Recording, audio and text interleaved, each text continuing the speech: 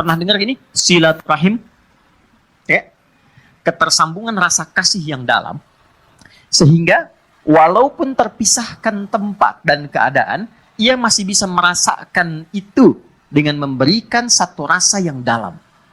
Jadi kalau Anda bertemu dengan kawan-kawan, reunian, kan?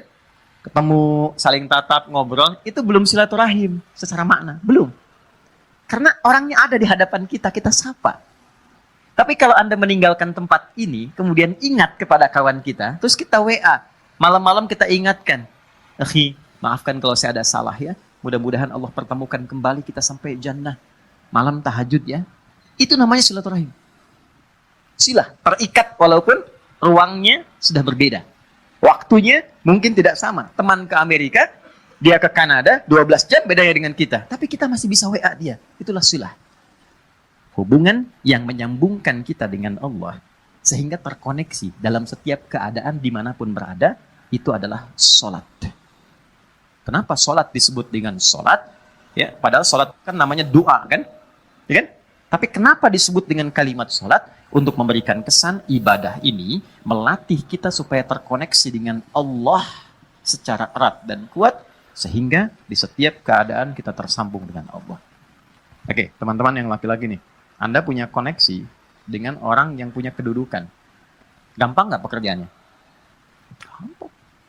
Ibu terkoneksi dengan Korlantas. Lalu lintas gampang kan? Dikawal, kan? Anda punya koneksi dengan Allah. Apa yang sulit bagi Allah? Nih, kalimat mahal ya. Anda boleh catat ini. Mau bikin status juga silahkan. Terserah. Tapi yang penting status kita di hadapan Allah. Ada satu kalimat yang sangat mahal. Yang kalau kita punya ini, tentram kehidupan dunia. Kalimatnya singkat, cuma 3 kata. Aku punya Allah. Aku punya Allah. Ini kalimat yang mahal, yang jarang dimiliki sampai hari ini. Kenapa engkau begitu tegar, padahal masalah rumah tangga kamu itu begitu pelik? Aku punya Allah. Aku yakin Allah pasti akan berikan solusi. Kamu kok kelihatannya biasa-biasa saja sih? Padahal kan kemarin pekerjaan kamu gagal. Aku punya Allah. Allah sudah ngatur rizki. Rizki aku sudah Allah tetapkan. Aku punya Allah. Kalimat ini yang mahal sekarang. Bilal itu saat dicambuk, suasananya terik. Ditimpa batu yang sudah dipanaskan. Ketika dicambuk sekali, kalimatnya irtad, murtad kamu. Jawabannya Allah, aku punya Allah. Saya tanya pada Anda, kalimat ini muncul nggak dalam setiap situasi? Nah, mungkin itu yang menyebabkan sering ada kegamangan, kegelisahan, pesimis, jatuh terlampau dalam. Punya Allah. Dulu semua orang bekerja itu merasa punya Allah. Mau disogok, ya seorang penggembala kambing itu diuji oleh Umar. Aku ambil ya, satu aku beli. Jangan, ya. Ini bukan punya saya. Bilang aja dimakan serigala. Pertanyaan cuma satu, fa'aina Allah. Terus Allah di mana? Aku punya Allah. Teman-teman, itu mahal sekali. Nah, sholat itu melatih kita untuk punya itu. Jadi kalau sudah selesai sholat, kita itu terkoneksi dengan Allah. Terkoneksi itu namanya zikir. Dzakaro, ingat. Ingat tuh, zikir tuh gini, bukan diucapkan di lisan. Zikir itu diucapkan di lisan, tembus ke hati, lalu memberikan petunjuk kepada semua bagian tubuh kita. Itu zikir namanya. Jadi begitu disebutkan, ada getaran ke jiwa. Makanya kenapa pasca sholat ada zikir, khawatir setelah sholat belum nyambung. Ini yang dimaksud Quran surah keempat ayat 103. فَإِذَا قَضَيْتُمُ الصَّلَاةَ, maka jika Anda telah tuntas mengerjakan sholat, mungkin belum terkoneksi sepenuhnya dengan Allah. فَذْكُرُوا maka cepat koneksikan dirimu dengan Allah. Nih, kenapa istighfar didahulukan sebelum subhanallah? 1 juta. Serius? 5 juta. Umroh lah tawaran terakhir tuh. Ini serius umroh, bintang 5. Waktu habis, udah. Waktu habis. Salah sendiri kenapa maju. Cepat. Karena boleh jadi saat sholat itu fokusnya kepada yang lain. Tidak terkoneksi dengan Allah. Lisannya Allahu Akbar, tapi di pikirannya handphone Hu Akbar. Ya, status di Instagram belum diupdate, Hu Akbar. Ya, jemuran belum diangkat, Hu Akbar. Makanya baru takbir Allahu Akbar, handphone tulalit, tenonet. Nah, bisa dijawab dulu, halo, saya sedang sholat nih. Nah, belum nyambung. Makanya kita istighfar, khawatir saat sholat ada yang belum terkoneksi. Setelah itu, subhanallah, alhamdulillah, Allahu Akbar. Kenapa 33 kali? 33 itu latihan sampai kalimat itu meresap ke dalam hati. Subhanallah, subhanallah, subhanallah. Pertama masih di lisan. Yang ke-10 mulai masuk ke hati, mulai terasa. Mulai nangis, mulai enak, mulai tenang. Alhamdulillah. Alhamdulillah Allah kasih saya ibu. Alhamdulillah Allah kirimkan saya ayah. Alhamdulillah Allah kirimkan saya istri. Alhamdulillah Allah kirimkan saya suami, anak-anak. Alhamdulillah. Enak. Sampai tenang. Sampai situ gak? Nah, sampai ujungnya kita merasa punya Allah. Kalau sudah merasa punya Allah, Allahu Akbar. Itu semuanya dah. Ini antum ya. Yang pengusaha pebisnis ya. Ada ya. Saya nggak harus tanya angkat tangan lah. Ya. Kalau saya tanya Anda begini. Anda misalnya punya satu proyek nih. Nilainya 100 miliar. Oke? Tapi proyek itu membuat Anda tidak bisa sholat. Sisi lain, ada pekerjaan, nilainya cuma 1 juta. Tapi Anda bisa menunaikan sholat dengan begitu nyamannya. Anda pilih mana? Yang pertama atau yang kedua? Cuma 2 pilihan, Anda nggak boleh pilih yang ketiga. Saya sudah bisa merasakan getaran-getaran itu. Ya, jujur aja. Pertama atau kedua? Wah, yang benar. Buktinya ada orang sekarang hanya untuk jaga toko, dia rela meninggalkan Jumat. Hanya untuk jaga toko. Hanya untuk menjaga toko, biasa. Syaratnya nggak sholat, dia mau. Padahal kalau ditanya siapa yang ngasih rezeki, dia jawab Allah. Itu kan ada yang salah gitu. Ada yang salah. Lihat, Abdurrahman bin Auf itu ditawari begini. Abdurrahman bin Auf itu kan orang kaya luar biasa sebelum masuk Islam. Tapi levelnya masih 1. Setelah masuk Islam di nomor 3. Yang tertinggi. Kan cuman begini tawarannya. Kamu kalau mau ikut Muhammad SAW, semua aset kamu kami sita. Oke?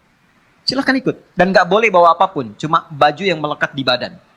Gambaran orang-orang pada saat itu akan menempuh perjalanan kurang lebih 400 km. Lewat naik turun bukit, badai mungkin datang, gak akan selamat sampai ke Madinah. Di Yathrib saat itu. Berangkat. Anda kalau di posisi Abdurrahman bin Auf, ditawarkan demikian. Tawaran keduanya, tinggalkan ajaran Muhammad, tinggal di Mekah, kami angkat Anda menjadi hartawan terhormat dengan proyek nomor 1 di wilayah ini. Kalau Anda di posisi Abdurrahman bin Auf, silahkan ikut Nabi, tapi tinggalkan semua aset Anda 1 triliun. Bawa pakaian saja. Anda sudah bekerja 20 tahun, 30 tahun, dapat 1 T, tinggalkan itu ikut Nabi Muhammad. Yang belum tentu jelas di hadapan Anda kesuksesannya. Atau tinggal di kota Mekah, ambil hartawan terhormat nomor 1, semua proyek wilayah Bintaro Anda kuasai. Kalau Anda di posisi itu, Anda mau pilih mana? Nah, yang mau saya katakan, apa yang melatih seorang Abdurrahman bin Auf, sehingga mengambil keputusan, saya tetap ikut Nabi. Itu kan pertaruhan tinggi. Jadi iman itu teman-teman di atas segalanya. Punya Allah itu di atas segalanya. Jadi kalau orang kehilangan proyek, kehilangan job, tapi merasa punya Allah, itu nggak ada apa-apanya. Karena masih merasa punya Allah. Itu yang mahal. Jadi nggak bisa ditukar dengan masalah. Kalau Anda punya masalah seberat apapun, tapi Anda punya Allah, itu kecil. Ya, melatihnya nggak semudah yang diucapkan. Karena Abdurrahman bin Auf memilih untuk ikut, istrinya belum siap. Itu poinnya. Begitu diberikan pilihannya kepada istrinya memilih tinggal di Mekah. Tawarannya sederhana. Anda ikut seperti suami, berangkat dengan pakaian melekat, tinggal harta suami kami serahkan kepada Anda, dan silahkan pilih pria paling tampan di wilayah Mekah ini, kami fasilitasi pernikahannya. Ibu kalau di posisi itu, jangan lihat suami lah, sini aja. Kalau di posisi itu, ikut suami atau tinggal di Mekah? Kan pelan jawab suami. Kan? Kamu Anda yang nggak dilirik suami. Oke. Ternyata tinggal di Mekah. Ya, tapi karena keyakinan kuat dan merasa punya Allah, perhatikan. Orang yang sudah mengkoneksikan dirinya dengan Allah dan punya Allah, maka Allah jawab. Ini yang dimaksud rumus Quran surah kedua di ayat 152. Fadhkuruni adzkurkum. Engkau terkoneksi denganku, menyebut namaku, selalu diartikan menyebut, padahal zikir. Engkau terkoneksi denganku, aku memperhatikan engkau. Jadi sebelum beliau berangkat, Allah sudah siapkan perangkat. Sebelum Abdurrahman bin Auf berangkat, Allah sudah siapkan perangkat di sekitar Madinah. Yang menyambutnya itu harus orang paling kaya di Madinah. Itulah hebatnya orang Madinah. Yang haus disambut oleh orang bawa minuman. Yang lapar disambut oleh orang bawa makanan. Orang yang menolong seseorang sesuai sifatnya disebut dengan ansor namanya. Oke? Jadi ada orang datang ke rumah ke RKM, Mas Dimas lapar nih, disambutnya oleh santri yang bawa makanan. Ya. Ada orang yang wajahnya kelihatan tuh murung, punya utang. Dan disambutnya oleh orang yang dari lazis, gitu kan? Nah, itu ansor namanya. Maka disambutnya oleh orang yang paling kaya dan digerakkan hati untuk mengatakan kalimat ini. Akhil karim, sami'tu annaka kunta ghaniya atau kama qala. Saudaraku yang mulia, aku dengar engkau pernah kaya. Lihat secara psikologi ya. Lalu jatuh fakir. Dia menyimpulkan begini, kalau pernah kaya dan kemudian turun statusnya, berarti kan ada pengaruh gaya dalam hidupnya. Berubah. Saya sering kutip rumus gaya itu F1 sama dengan F2. Ya, gaya gerak sama dengan gaya dorong. Kan? Pelan jadi pelan, kencang jadi kencang.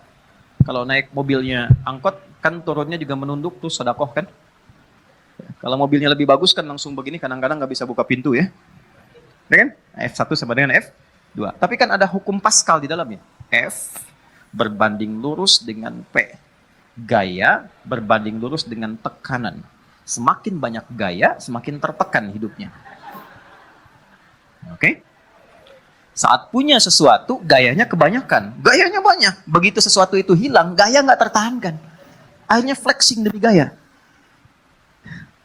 Maaf, ada inflasi gaya gitu. Ya. Berlebihan. Nah ini kan jadi tekanan. Nah dia menilai begitu. Dia nggak tahu kalau Abdurrahman bin Auf ini sudah dididik ya oleh Nabi, punya Allah. Ditawarkannya begini, saya dengar Anda pernah kaya. Kalau ingin kaya lagi, ambil setengah harta saya. Coba. Kalau Anda ingin, saya dengar Anda ditinggalkan keluarga dan istri. Kalau ingin menikah lagi, pilih perempuan paling cantik di Yathrib ini. Sekalipun bagian dari keluargaku, aku fasilitas pernikahannya. Gantian ya Bu. Kalau Anda di posisi itu, dan tidak harus lihat ke sana, apa yang Anda pilih?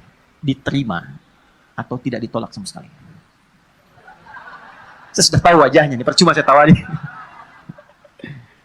Berat ya? Ya kan? Ketemu orang paling kaya itu kebunnya paling banyak, ya, macam-macam, untanya paling banyak, ya mungkin kurang lebih 5T lah asetnya, bagi 2,5 T.